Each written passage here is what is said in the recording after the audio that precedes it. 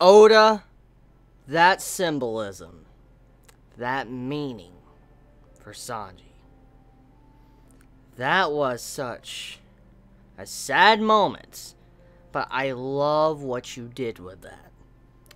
By far, my favorite panel and my favorite moment of this chapter was when you saw Sanji flicking, trying to turn his lighter on, trying to light his cigarette. And as it's flickering, he's trying to get it to start. The light won't pop up. And the message behind that is that his last remaining light is gone. It will not turn back on. Like his lighter, his hope is gone. The only thing he really had to hold on to that made him somewhat happy, not completely, but made him have a little bit of happiness, was knowing that Pudding wasn't that bad of a person. Now that Sanji knows, he realizes what's going to happen. He knows what's going down, and what she even says about him, it's something that truly just extinguishes all hope he has left, or any type of hope or happiness. And I'm sad. I feel very sad for Sanji, because even if Sanji could never return, and let's say Pudding was a good person, he could kind of be happy because the Straw Hats would have gained something from this, what Brook even states in, this chapter. But on top of that, it wouldn't be that bad to be with someone that isn't truly a bad person. But now that this has been revealed, Pudding's identity and the way her personality has been revealed to Sanji, this has just destroyed him. It completely destroyed him. When you just see this man, he's just sitting there outside the window. The rain is pouring down, and he hears all this about, how she can alter people's memories, to how she's gonna kill everybody the next day, and the entire wedding is just gonna be covered in blood. It's a sad image, and I mean, as he's hearing this, you just see this man, his face, you can't really see what type of emotions he has. You just know whatever he's hearing, he's in utter despair. And as we slowly get this information coming in, we see the final panel of that segment with Sanji. He looks down, and you see this man crying.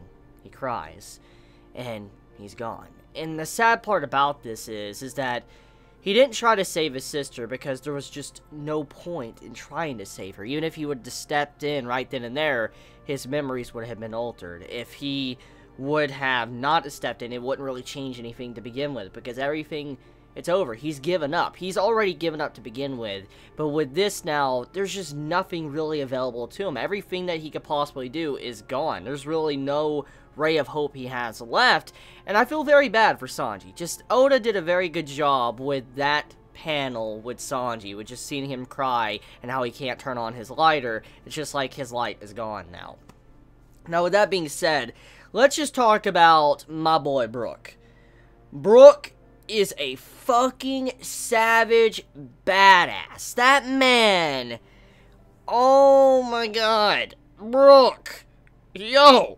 Like, okay, granted, Big Mom obviously is probably not going all out against Brook, because she wants to get Brook alive to add to her collection. We already know Big Mom has a thing about collections, mythical animals or creatures or anything. She will collect even people. And so, that's probably why Brook isn't completely defeated right now. Big Mom most likely isn't going all out. She just wants to capture Brook and put him in her collection. And so that's why he's not dead right now, and that's why he's able to kind of stand up against her. But Brook, I still give you a lot of props. I give you mad props for standing up against Big Mom and just being a badass. Like, this man hasn't seen action in a very long time in One Piece's series, and just seeing this man go in like this, and up against a Yonko at that, it makes me fucking excited. I am super excited. I mean, it is just amazing to see this man go up against her. Even though his face is cracked and all that, he's missing a tooth, it's just badass to see this man going up against Big Mom, and how she, he's actually fighting a Yonko. He's the first fucking Straw Hat to fight a Yonko by himself as well. It's crazy when you think about it. So, Brook going up against Big Mom, just some badass stuff right there. I love Brook, and seeing this man go up against her like that is epic. Now, talking about one thing I liked from Brook in this chapter, besides him just being a badass, it was how he addressed Big Mom. He called her like a lady, like she's younger than him. And I find that very funny because if you remember, Brook, he is, you know, he's old. He is very old. And it's kind of implied that Brook is definitely older than Big Mom. And it's just funny how he calls her like a young lady. It's just a little piece of this chapter I really liked about Brook. And I mean, I don't know if many will care about that part of the chapter, but it's something I kind of appreciate and liked, you know, reading in the chapter. It's just a panel that it's like, that's some good stuff. So, with that being said, let's talk about the Luffy situation. So, Luffy. This man is really trying to rip his own arms off. I mean, his arms started to bleed. If you look in the panel when he's wrapping himself around, his arms are bleeding. So, he's probably getting to the point to where he can probably rip off his own arms. And he's really determined to lose both his arms just to get out of there because of what Pudding is about to do. And it's really fucked up when you realize that. You're like, holy crap, Luffy's really going on. He's gonna lose all his limbs. He doesn't give a shit just to be able to save Sanji, just to be able to save everyone. He's doing everything he possibly can. And I mean, this is Luffy. At the end of the day, we know how far this man will go to save people. I mean, look what he did for his brother Ace. So when you see this, it makes a lot of sense he would go that far, but just it's crazy to see this man wrapping himself over and over again with his arms just to try to rip his own arms off. It has to be incredibly painful because you even see this man in the chapter, he's like, ow, ow, ow. He keeps saying ow as he's trying to spin himself around to try to rip his own arms off. You know this man must be in some incredible pain to be able to do something like that. So, just mad props for, you know, Luffy being able to withstand the pain and also try to save his friends. It takes a lot of balls to do something like that. So, good man, Luffy. Now, Jinbei pops up, and he saves Nami and Luffy. Now, Jinbei's role in this arc, we know he's going to play a role. We knew he was going to play a role. We just don't know what really happened to Jinbei, especially after what, you know, Big Mom asked him to do. Spin the wheel and stuff and choose whatever type of, you know, I guess punishment he's going to get. Like, what will happen to him. And judging by his outer appearance, it doesn't seem like there's nothing really wrong with him. Like, it doesn't seem like he's missing an eye. It doesn't seem like he's missing limbs, like his hands or his legs. So, either A, something is underneath his clothing somewhere. Maybe he lost an organ or something, or certain parts of his life was taken away from, kind of similar to what happened to Pedro. So one or the other most likely happened. Either it's under his clothes, something we don't see, it's a wound we cannot see, or some of his lifespan has been taken away from him. He might not have long to live. Maybe he had like 50 years taken from him, 10 years, 5 years, we really don't know. But I mean, from the outer appearance, it doesn't seem like he had anything taken from him. So I could only assume it's either a hidden wound or some form of life force that was taken from him. And I'm glad Jinbei's in this arc. I mean, that man coming in like that and helping out Luffy and Nami, it needed to be done. Because honestly, I think the entire aspect of Luffy trying to rip his own arms off is pretty interesting. But I mean, I don't want to see a character without arms. I mean, I don't think Luffy would benefit a lot from losing both of his arms if he was to, you know, do that. I mean, let's just be real here. So, I'm glad Jinbei came in and saved the day and all that and helped out Luffy and Nami, and to see his role in this arc. Because as we know, Jinbei is going to be joining the Straw Hat crew. He will be joining the Straw Hat crew. So we could say right now, this is Jinbei's first arc as a Straw Hat crew member. I mean, that's what you could kind of look at it like. You could look at this arc as the first time, well, Jinbei is a part of the Straw Hat crew. And I'm glad to say that. I'm really glad to see and say that, because just to see Jinbei actually a part of this arc now, he's going to be going in with Luffy, helping them out. I just can't wait to see how Luffy's going to, you know, benefit from this, and how Jinbei is just going to be a badass going in like that. It's just going to be epic to, you know, actually read in the future chapters. Now, the next part to talk about, let's talk about the mirror world and what's going on with Chopper and Carrot. So, all the mirrors on the island can talk.